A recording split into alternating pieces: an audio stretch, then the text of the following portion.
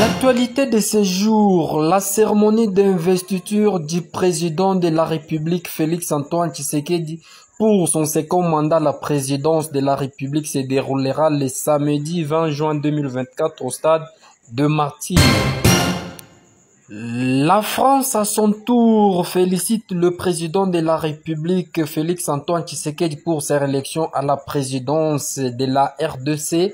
La France appelle tous les acteurs politiques et de la société civile congolais à œuvrer en faveur du dialogue et à contribuer à un climat apaisé et de cohésion nationale. La France réaffirme sa volonté de renforcer ses liens avec la RDC comme l'avait exprimé le président de la République lors de sa visite à Kinshasa le 3 mars 2023. De l'autre côté, le gouvernement déclare qu'il n'y aura pas de pénurie de carburant à Kinshasa. Cette situation a obligé le Premier ministre Sama Lukonde à convoquer la 6e réunion restreinte du gouvernement, au cours de laquelle il a assuré que les dispositions ont été prises pour s'assurer qu'il n'y ait pas de manque de stockage. Le Royaume-Uni a félicité jeudi le président Félix Tshisekedi Tshilombo pour sa élection à la tête de la RDC, en mettant particulièrement l'accent sur le caractère pacifique du scrutin et la détermination du peuple congolais à exercer ses droits démocratiques. Dans une déclaration rendue publique par Richard Bayon, ministre d'Affaires britannique aux Affaires étrangères, le Royaume-Uni reste un partenaire engagé du peuple congolais et exprime sa volonté de travailler de manière constructive avec le président Félix Tshisekedi et son gouvernement au cours de son second mandat. Aujourd'hui, à Likasi pour une autre journée de travail, échange franc avec le leader des communautés du Grand Kasaï, du Grand Katanga et d'ailleurs vivant à Likasi, plus précisément à Haut-Katanga. En tant que dirigeants, nous n'avons pas de tribu. Notre tribu, c'est l'intérêt général. Notre tribu, c'est la population.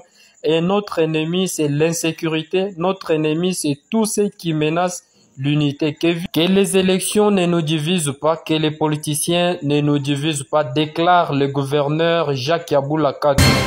Fridolin Cardinal Ambongo s'oppose officiellement à l'homosexualité et à la bénédiction des couples de même sexe.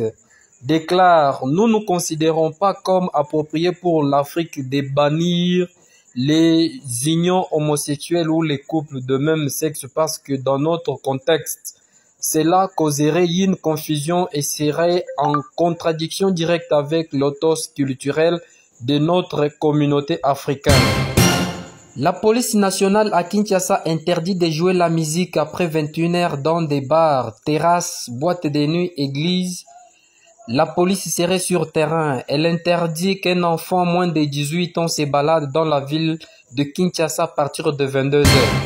La France a félicité mercredi le président Félix pour sa élection à la présidence de la République démocratique du Congo dans un communiqué publié sur les sites de son ministère des Affaires étrangères. La France appelle tous les acteurs politiques et de la société civile congolais à œuvrer en faveur du dialogue et à contribuer à un climat apaisé et de cohésion nationale. La France réaffirme sa volonté de renforcer ses liens avec la RDC comme l'avait exprimé le président de la République lors de sa visite à Kinshasa le 3 mars 2023.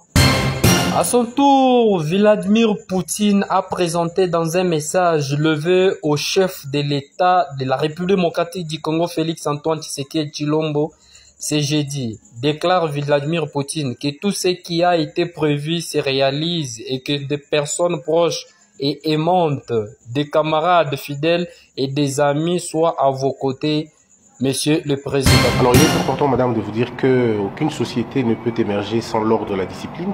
Et le CESAC, depuis que nous sommes là, nous veillons à ce que le paysage audiovisuel soit conforme à la loi et qu'il n'y ait pas des antivaleurs. La piraterie, elle tue les entreprises, elle tue les usines, elle décourage ceux qui travaillent.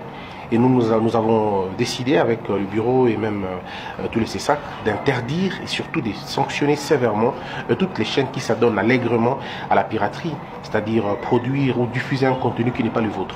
Et nous avons donc discuté avec le DGA de la RTNC, la direction, on va dire, pour qu'ils mettent en place un mécanisme d'abord de recevoir les chaînes qui veulent diffuser en bonne et due forme, qu'ils s'approchent à la RTNC, de la RTNC, et nous avons demandé à Naltesac de couper, au cas où il y a un dérapage, de couper immédiatement toutes ces chaînes qui ne vont pas respecter la loi.